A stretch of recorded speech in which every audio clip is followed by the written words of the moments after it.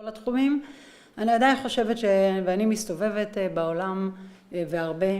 ואני רוצה לומר לכם שמדינה כמו ישראל, למרות שאתן בלונדון, אין כמוה בעולם, ואני מאמינה שעצם היותכן כאן זה רק מעיד על כך, את אותה תחושה של שייכות, ואתן יודעות מה, אני אף פעם לא באה ומציקה למי שנמצא בחו"ל, ואומרת מה עכשיו כולם לארץ, קדימה. אני אומרת, עצם זה שיש לכן מדינה, שאתן יודעות שלא משנה מה יקרה ולא משנה מה יהיה, יש לכן לאן לחזור. זה מה שהיה חסר לך בזמן השואה,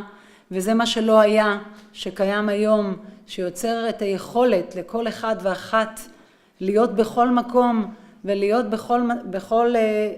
ולממש כל אחת את הרצונות שלה המקסימליות בכל זמן נתון,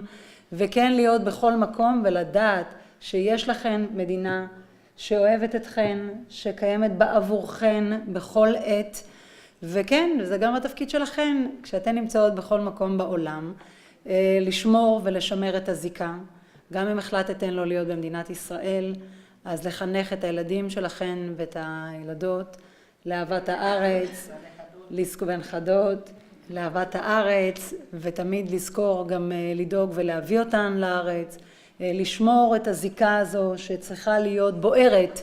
בכל ישראלי וישראלית ובכל יהודי ויהודייה בכל רחבי העולם, וזה הכוח שלנו, ששואלים בעצם מה הכוח שלנו ומאיפה אנחנו מביאים את העוצמות שלנו לחוסן של מדינת ישראל,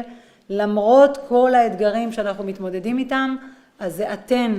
אתן שכאן, ואנחנו שביחד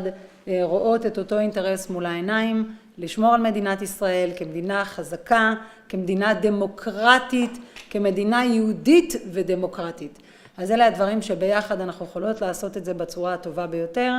והיא כבר עומדת כאן, אז אני מודה לכם מכל הלב.